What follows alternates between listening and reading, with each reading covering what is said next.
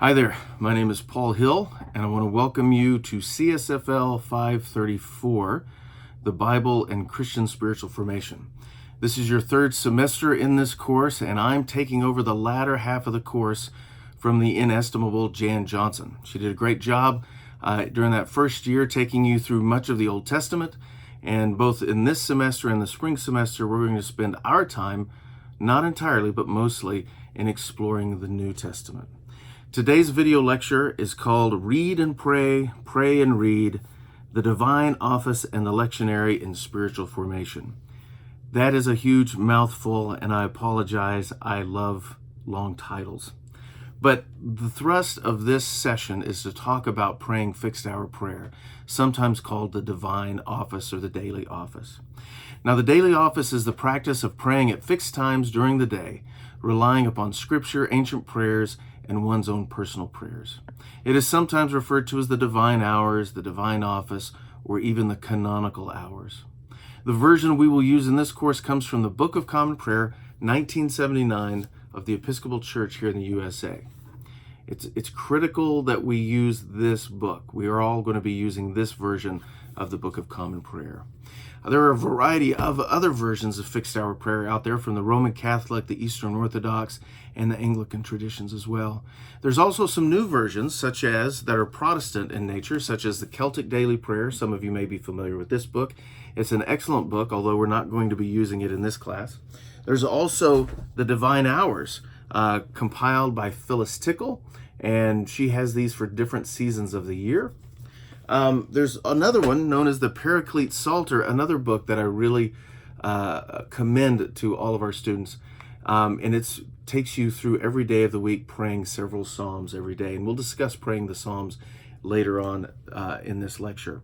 And there's also Shane Claiborne, who created something called Common Prayer, a liturgy for ordinary radicals.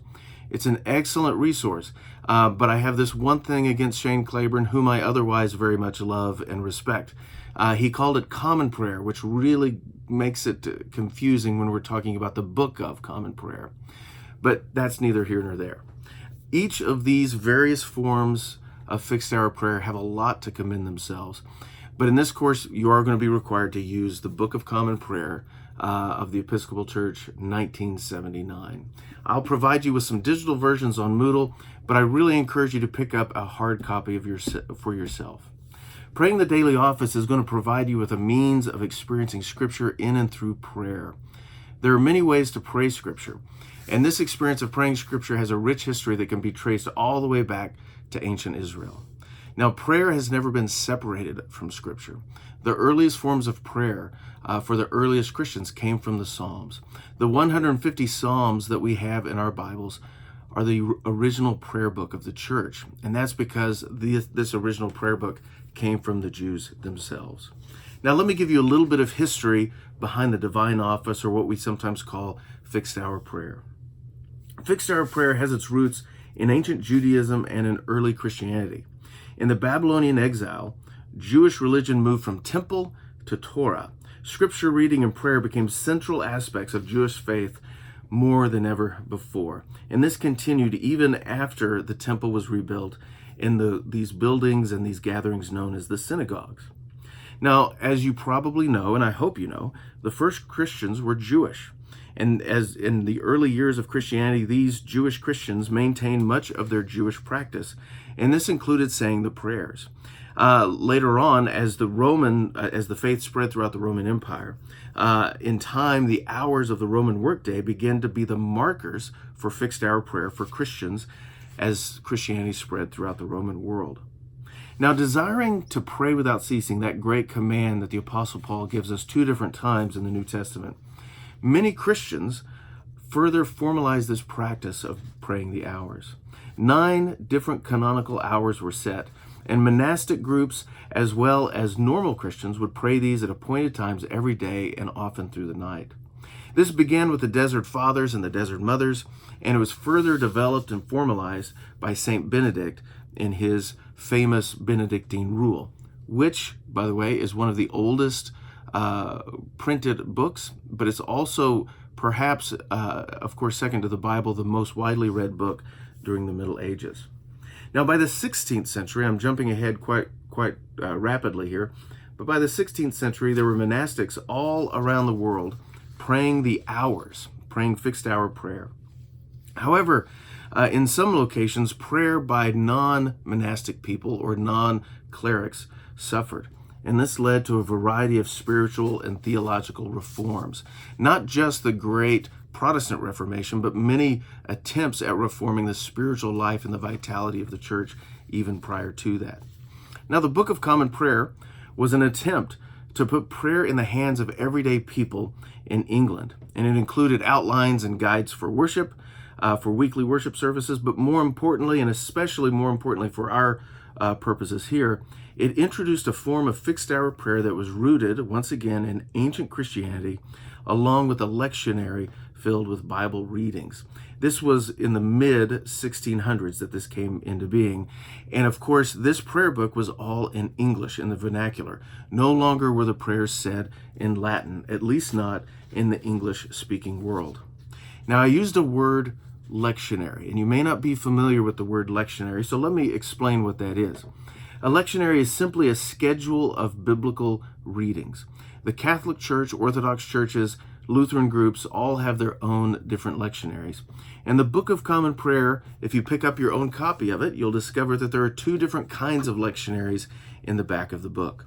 One is for weekly worship, and the other is the lectionary designed for the daily office, for the daily prayers that are read. Now, the Book of Common Prayer's daily office lectionary takes one through most of the Bible in the course of 2 years, and it's organized by year A and year B. Now, one of the benefits of the lectionary is that it takes us to parts of Scripture we may not ordinarily choose to read on our own. And it provides 4 different kinds of readings for each day. It includes a psalm reading, an Old Testament reading, a gospel reading, and then an epistle reading or a reading from somewhere else in the New Testament. This I find really important because left to my own designs, I would simply focus all of my biblical reading in the book of Galatians, 2 Timothy, and the Psalms. I don't know why those are my favorite, but I just love them to death. And it's sometimes, again, left to my own designs, I would not want to read other parts of Scripture. But the lectionary forces us to pay attention to the rest of the Bible. Another important benefit of the lectionary is that it helps keep the overarching narrative of Scripture in mind. It allows the reader or the prayer to keep themselves engaged in the Old Testament as well as the New, in the prophets as well as the history books of the Old Testament. It keeps us engaged with the prophetic literature. The prophetic literature, by the way, is very daunting, but the lectionary takes us there regularly, as well as the daily office has many different prayers that are drawn from the prophetic books, such as Isaiah. A third benefit of the lectionary is that it helps the reader make connections between the Old Testament and the New Testament. It helps the reader see how the readings of Scripture from the lectionary sing to each other. And that, I have to thank a friend of mine, a Presbyterian pastor, who uses that language.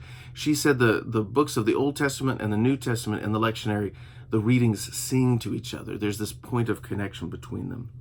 These connections are often missed in a digital culture like ours, where we have easy access to Scripture, to the content of Scripture, but we don't immerse ourselves in the Scripture in a meaningful way. Now, one more thing I want to finalize here in our discussion about the Book of Common Prayer and praying fixed hour prayer is that the Book of Common Prayer helps us make connections not only in our prayer lives, but in our reading of Scripture. Studying Scripture is not just an intellectual exercise. It is work on the heart and the soul and the mind. And you're in a program that's focused on spiritual formation. Spiritual formation is not just an intellectual exercise, although it is that. It's much more. Spiritual formation forms our heart, our mind, our souls, our bodies even. It forms and shapes our character.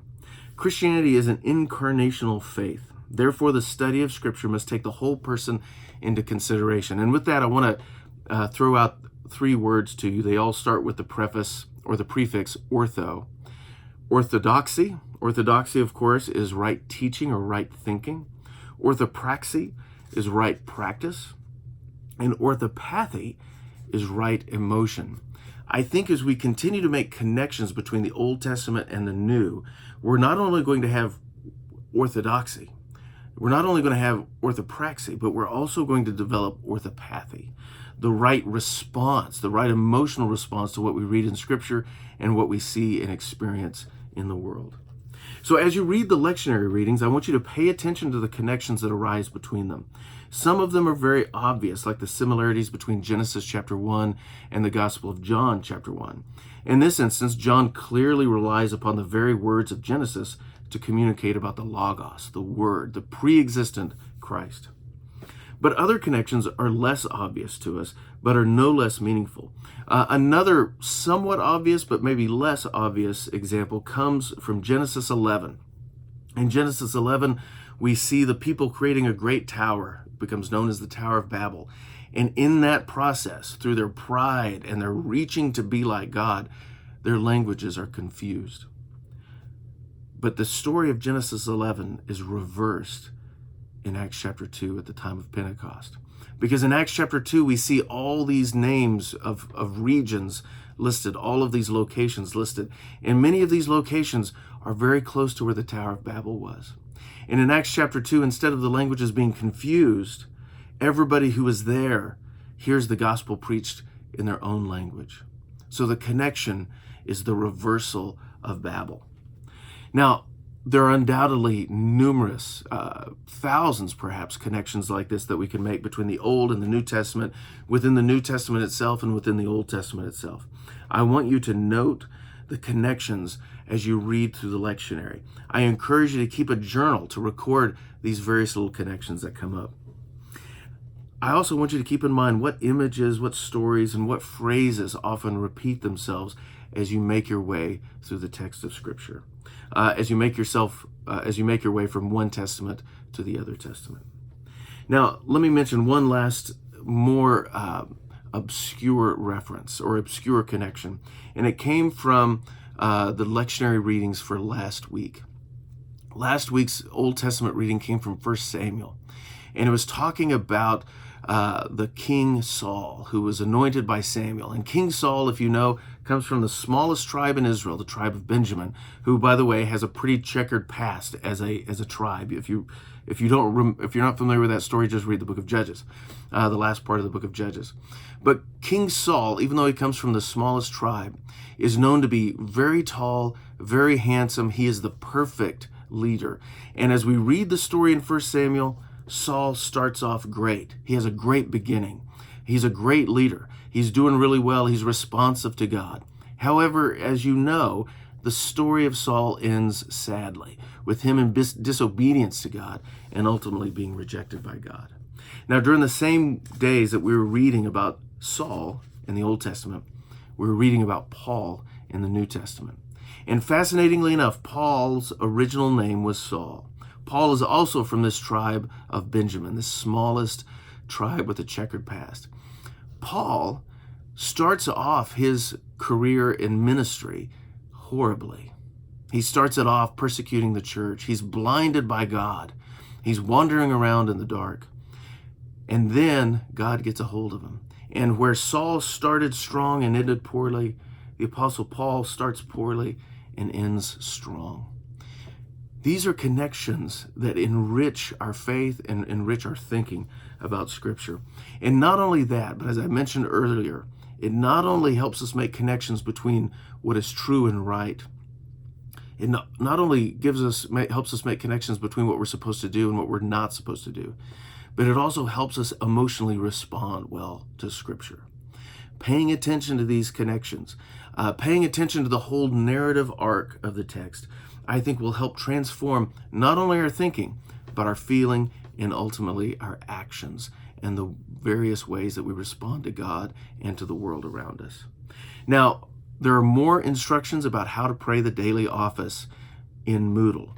And you will undoubtedly have questions because reading and praying the daily office can be a little bit complicated, especially from the Book of Common Prayer.